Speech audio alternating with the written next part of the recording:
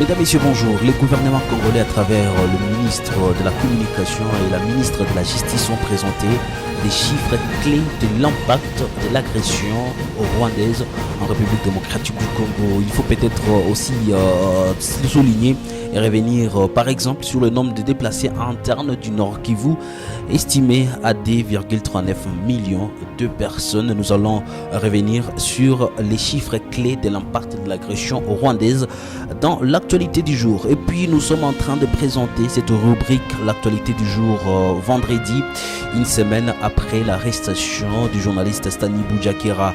Et aujourd'hui, les acteurs socio-culturels vont devoir réagir par rapport à cette arrestation.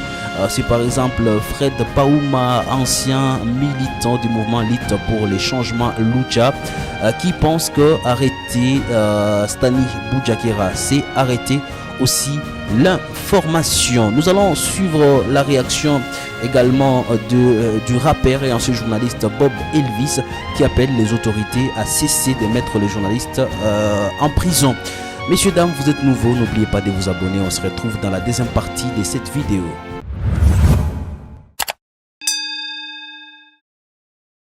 Et comme je l'ai annoncé déjà dans la première partie de cette vidéo, le gouvernement congolais, à travers son porte-parole et également la ministre de la Justice, ont présenté hier dans un briefing devant la presse les chiffres clés de l'impact de l'agression rwandaise en République démocratique du Congo. Il faut le dire que le nombre de déplacés internes au Nord Kivu estimé à 2,39 millions de personnes, les nombres d'écoles détruites, incendiées ou occupées, 318 écoles, nombre d'écoles désertées, 357 écoles, nombre des aires de santé touchées, 67 aires de santé, nombre d'écoles occupées par les déplacés internes, 51 écoles, nombre d'électeurs privés d'enrôlement, 1,5 million de citoyens en âge de voter, nombre des éco-gardes tués, 14 éco-gardes tués depuis 2021, le nombre de dégâts causés sur l'ICSN, 3 positions de l'ICSN, pratiquement à Mabenga, à Kanyamahoro, et également il faut dire qu'il manque à gagner au trésor provincial plus ou moins 1 million de dollars par mois. Voilà donc l'impact que présente cette agression rwandaise en République démocratique du Congo.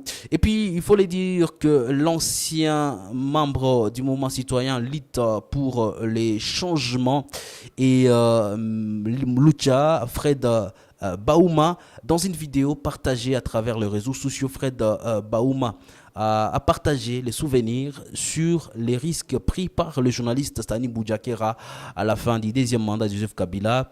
Pour lui, arrêter un journaliste, c'est aussi arrêter l'information. Ici, je vous propose de suivre cet ancien de la Lucha, Fred Baouma. J'ai connu Stani pour la première fois durant le fort moment de la répression vers la fin du mandat de Kabila. Et à l'époque, assez jeune, il était déjà passionné, un bon journaliste d'actualité. Ses articles, sa façon de couvrir le média, sa façon de prendre parfois les risques était simplement impressionnant. Il a évolué jusqu'à devenir, comme il l'a dit lui-même, la source principale d'informations certifiées. Finalement, le voir en prison aujourd'hui, c'est priver non seulement le demi-million de personnes qui le suivent d'informations sûres dans un moment où la désinformation est grande, mais c'est l'arrêter dans ces conditions représente une très grave atteinte à la liberté de la presse et en fait au droit de l'information des milliers de Congolais. C'est pour ça qu'il doit être libéré et il doit être libéré immédiatement. Et puis le rappeur et ancien journaliste Bob Elvis appelle les autorités à cesser de mettre les journalistes comme Stani Boudiakera en prison.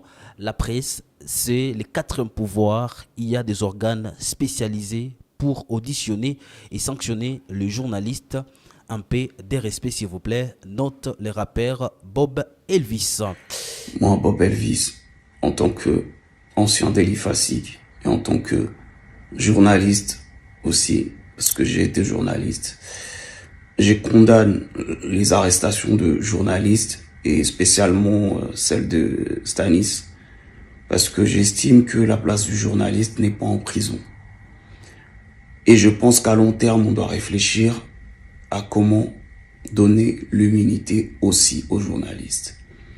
Parce que la presse, c'est le quatrième pouvoir.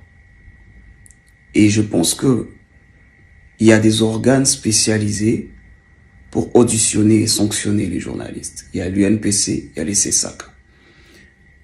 Et aujourd'hui, moi, j'interpelle les autorités à ce qu'ils puissent arrêter avec cette tendance à mettre les journalistes en prison. On les appelle les chiens de la démocratie. S'il vous plaît, un peu de respect envers la presse. Merci à vous. C'était Bob Elvis. Et puis, nous avons de finir l'actualité du jour. Parlons quand même de cette information où c'est un événement spécial et particulier. Le professeur Ngongo Kilongo Fatouma, élue rectrice de l'Université évangélique d'Afrique UEA. Le professeur, après une élection effectuée lors d'une session ordinaire du conseil administratif tenu jeudi et qui a connu la participation des membres du conseil d'administration, Ngongo Kilongo Fatouma devient la première femme à occuper ce poste au sein de l'université évangélique en Afrique du Bukavu. Et c'est par là que nous allons mettre un point final à l'actualité du jour. Merci à vous de l'avoir suivi.